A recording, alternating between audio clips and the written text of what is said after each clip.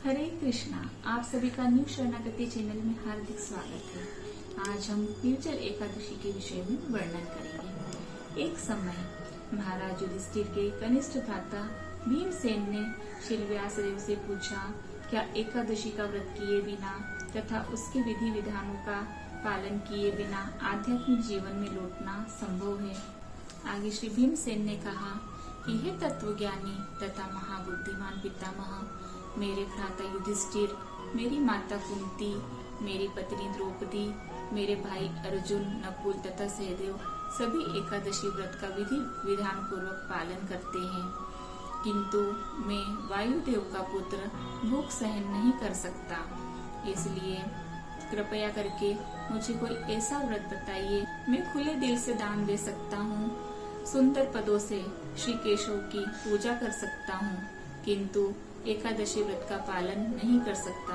कृपया करके मुझे कोई ऐसा उपाय बताएं जिससे मैं व्रत किए बगैर उस फल को प्राप्त कर सकूं। यह सुनकर भीम के पितामह श्री व्यास देव ने कहा कि यदि तुम नरक लोक से दूरी बनाना चाहते हो और स्वर्ग लोक को प्राप्त करना चाहते हो तो तुम्हें शुक्ल पक्ष तथा कृष्ण पक्ष की में आने वाली 12 मास की एकादशियों का व्रत करना चाहिए। इस पर श्री भीमसेन ने कहा, जब मैं भरपेट भोजन करता हूँ तभी मेरे उदर की अग्नि शांत होती है।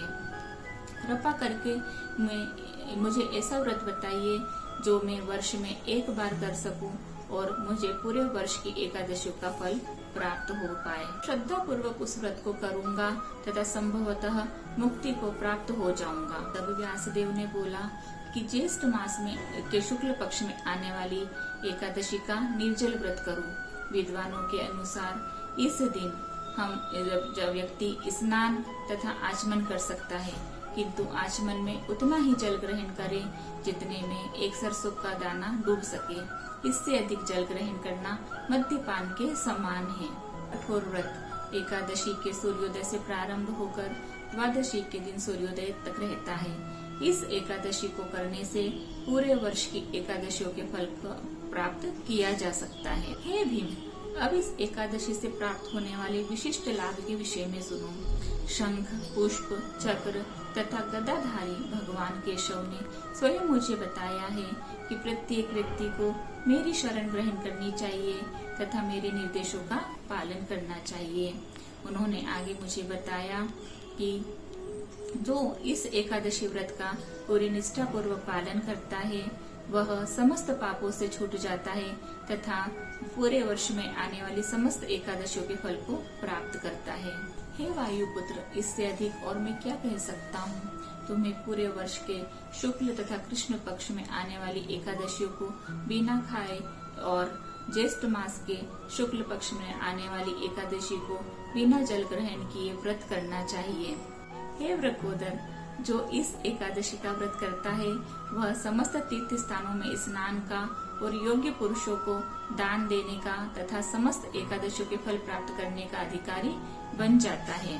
इसमें कोई संदेह नहीं। जब दूसरे पांडवों ने इस एकादशी के विषय में सुना तब उन्होंने विधि पूर्वक इस एकादशी का पालन किया, इसलिए इसे पांडव निर्जल एकादशी भी कहा जाता है।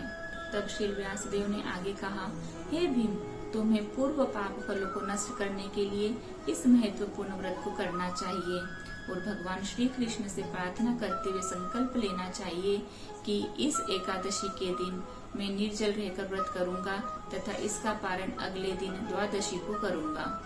तुम्हें परम भगवान श्री कृष्ण से प्रार्थना करते हुए संकल्प लेना चाहिए कि हे देवों के देव, हे परमेश्वर, मैं एकादशी के दिन जल ग्रहण किए बिना रहूंगा तथा इसका पारण अगले दिन द्वादशी के दिन करूंगा। मैं समस्त पापों को नष्ट करने के लिए भक्त को श्रद्धा पूर्वक अपनी इंद्रियों को संयम करते हुए इस महत्वपूर्ण एकादशी का पालन करना चाहिए। भले ही व्यक्ति के पाप सुमेरु पर्वत जितने ही क्यों न हो, किंतु इस व्रत को करने से एक पल में जलकर खाक हो जाते हैं। यह कथा ब्रह्म वैवर्त पुराण से ली गई है। इस बार की एकादशी 31 मई यानी बुधवार को है तथा जिसका पारण का समय 1 जून यानी गुरुवार को 5:23 से 10 बजे तक रहेगा। हरे कृष्ण।